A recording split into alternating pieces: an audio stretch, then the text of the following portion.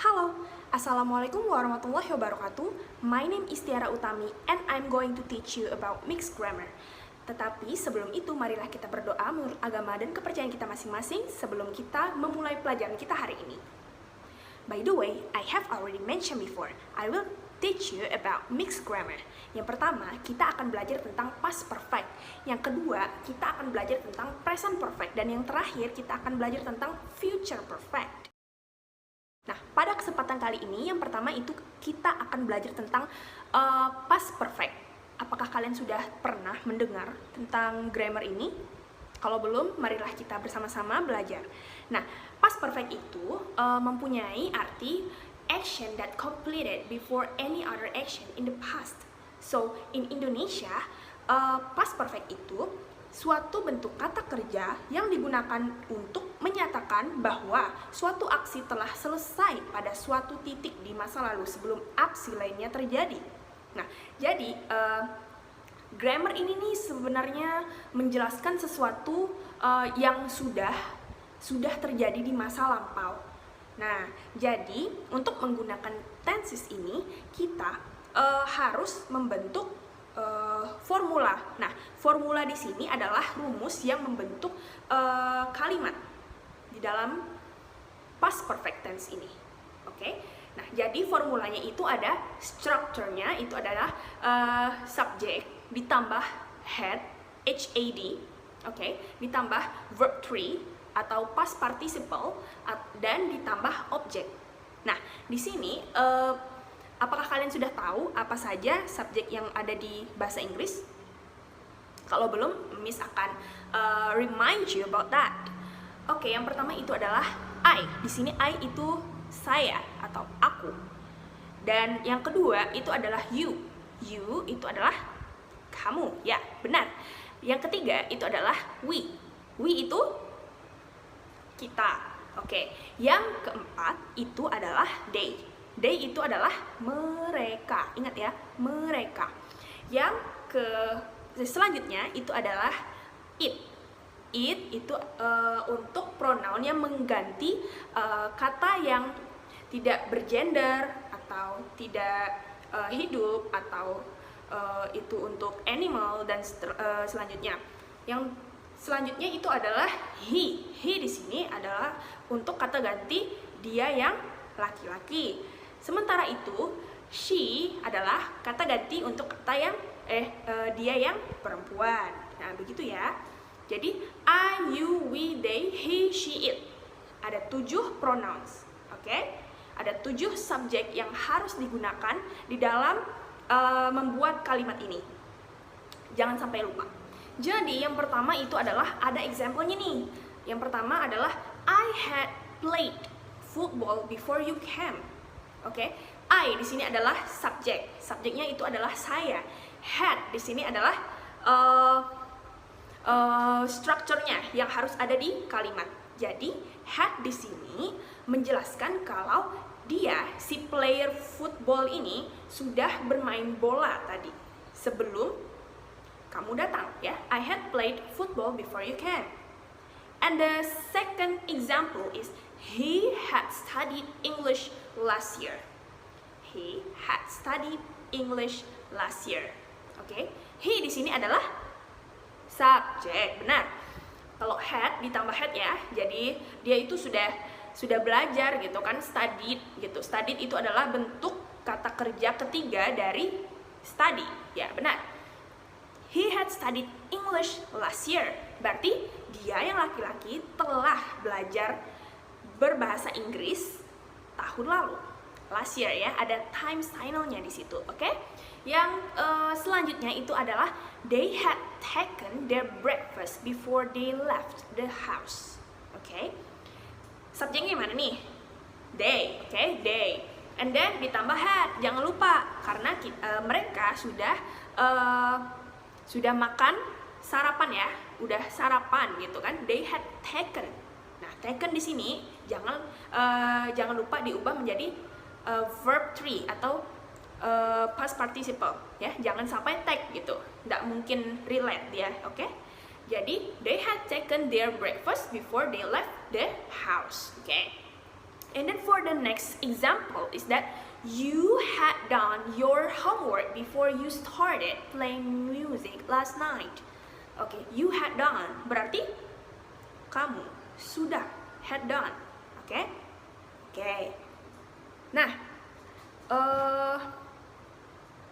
ada beberapa another examples of past perfect tense in my slide. You can see in my slide later. Sampai sini ada yang ingin ditanyakan? Kalau ada, langsung chat please. Oke? Grammar yang selanjutnya itu adalah present perfect tense. Present perfect tense. Oke. Have you ever heard about that tense before? Pernah nggak belajar tentang present perfect tense? Nah, present perfect tense ini mempunyai fungsi di mana action that began in the past and true in the present, and then action that happened in the past but time is not specified. Jadi present perfect tense di sini adalah ingin menjelaskan belum atau sudahnya seseorang melakukan sesuatu di masa yang sekarang ini. Makanya di tensesnya itu ada tulisan present, oke? Present. Nah, jika ingin kita mengingat beberapa tenses gitu ya, untuk memperjelas, untuk mengingat lebih mudah lah gitu kan, karena kita belajar mixed grammar di sini adalah present perfect. Nah, past perfect, future perfect, apa yang sama di situ? Perfect, oke? Nah, perfect di sini adalah sempurna. Jadi kalau kita ingat perfect, kita harus meng-add have atau has untuk yang present. Sehingga kalau yang kita ingin membuat past perfect ini tinggal diubah menjadi had gitu ya. Oke. Present perfect sendiri ini mempunyai formula ya, formula untuk memform the sentence ya, sama seperti past perfect tadi gitu kan. Oke, jadi strukturnya itu atau formulanya itu adalah subject ditambah have or has ditambah verb 3 and o. O itu apa? Object. Oke. Subjeknya tadi apa? Sudah Miss bilang kan? I, you, we, they, he, she, it. Oke. And then have atau has. Nah, bagaimana sih cara menggunakan have atau has di sini? Jangan lupa, have ini untuk digunakan di pronoun I, you, we, they. I, you, we, they memakai have. Nah, sementara has di sini kita dipakai oleh subjek yang he, she, it. He has, she has, it has. Mengapa? Karena have di sini ditambah dengan has. Have di sini ditambah dengan s. Jadilah has. Oke? Nah, Miss akan membacakan example-nya. Yang pertama itu adalah I have played football a lot this week. Saya have played, sudah bermain. Played di sini adalah past participle atau verb 3. I have played football a lot this week. And then for the second examples is that she has lived in Pontianak since 1964. She has, jangan lupa ya, she atau kata kerja ketiga ini ya, orang ketiga ini ya, harus digunakan has di sini, bukan have. Oke? She has lived. Past participle, jangan lupa, she has lived in Pontianak since 1964. Dia yang perempuan sudah tinggal di Pontianak selama dalam tahun 1964 atau 1964. Oke? Ya, nah, the next example is that we have watched the film yesterday. Kami sudah menonton film itu kemarin. We have watched. We have watched. And then another example of present perfect tense. Di sini adalah I have bought a car. I have bought a new car. Saya telah membeli sebuah mobil baru. I have bought a new car, you know. Oke.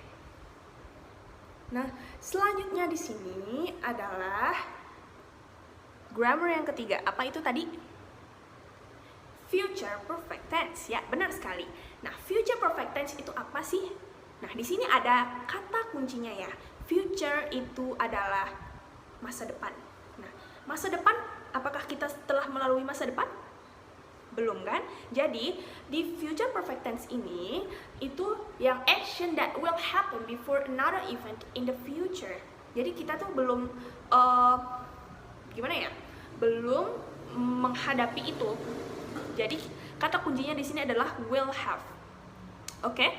Jadi, future perfect tense ini sama seperti grammar-grammar yang sebelumnya mempunyai formula juga. Nah, formulanya di sini adalah subject, ya, 7 pronoun tadi ditambah will have, ya, ditambah verb 3, selalu verb 3 untuk yang grammarnya yang perfect, ditambah object.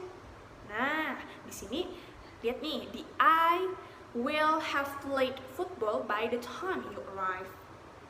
I will have played. Subject I ditambah will have, ya, will have played. Played di sini adalah apa tadi? Past participle atau verb 3, ya. I will have played football by the time you arrive. And then for the second example is that she will have done her homework by 10 tomorrow. She will have done her homework by 10 tomorrow. Jadi dia ini akan berjanji gitu kan. Dia ini berjanji akan selesai mengerjakan PR-nya jam 10 besok gitu ya. And then yang contoh yang ketiga itu adalah Tata will have finished typing the assignment by 7 o'clock. Dengar sekali lagi, Tata will have finished typing the assignment by 7 o'clock. Tata di sini adalah apa? She kan? Tata itu yang adalah perempuan. Dia adalah yang perempuan, itu adalah she gitu ya. Will have, jangan lupa ditambah will have nih. Will have. Nah, selanjutnya itu adalah verb. Verb itu apa? Kata kerja. Kata kerja yang bentuknya yang ketiga. Nah, karena ini adalah perfect tense. Jadinya Tata will have finished typing. Tahu kan typing kan? Oke, typing the assignment by 7 o'clock. Oke. Nah, selanjutnya itu adalah John will have brought the packages tonight. John will have brought the packages tonight. John di sini adalah apa? Subjek, ya benar, subjek. Nah, subjek itu apa? He, karena John itu adalah laki-laki. Nah, ditambah will have di sini, terus ada brought. Brought itu apa sih? Kata kerja verb 3 yang artinya membawa. Nah, bring, brought. Oke? Brought the packages tonight. John akan membawa paketnya nanti malam. Oke? Nah, tadi Miss telah menjelaskan how to form the positive sentences. As we know that there are 3 sentences in the English, ya, in conversation. Oke, yang pertama itu adalah positif, kalimat positif. Yang kedua itu adalah kalimat negatif. Yang ketiga itu adalah kalimat interrogatif atau kalimat pertanyaan. Nah, kalimat positif tadi Miss telah menjelaskannya. Sekarang itu adalah masuk kepada kalimat negatif. How to form the negative sentence for the past perfect. Nah, di sini Miss akan kasih tahu nih. Past perfect. Jadi, past perfect tadi apa? Formulanya? Subject ditambah had ditambah past participle, tambah objek kan? Oke. Nah, kalau di negatif tinggal ditambah kata not. Tapi di mana, Miss? Nah, ini ditambahnya nih di subject had ditambah not. Had not, past perfect. Past participle. Oke. Nah, misalnya nih di example, we hadn't eaten. Kami belum makan tadi. Oke, we had not eaten. Kalau bentuk tulisannya yang disingkat itu adalah we hadn't. Oke? Yang example yang kedua itu adalah he hadn't eaten an apple. He had not eaten an apple. Oke. He di sini adalah subjek, jangan lupa ya, subjek yang dari pronouns itu. Yang kedua itu adalah ditambah had not, ya, had dengan not gitu kan, hadn't. Terus ditambah verb 3, oke, eaten an apple. An apple di sini adalah objek, oke, objeknya. Nah, kalau yang present perfect sendiri itu sama dengan yang tadi. Apa coba formulanya?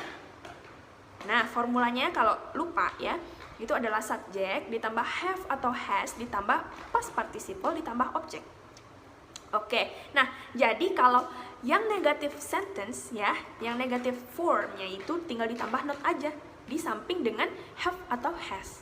Nah, di sini coba nih, berarti formulanya itu adalah subjek ditambah have atau has ditambah not ditambah dengan past participle.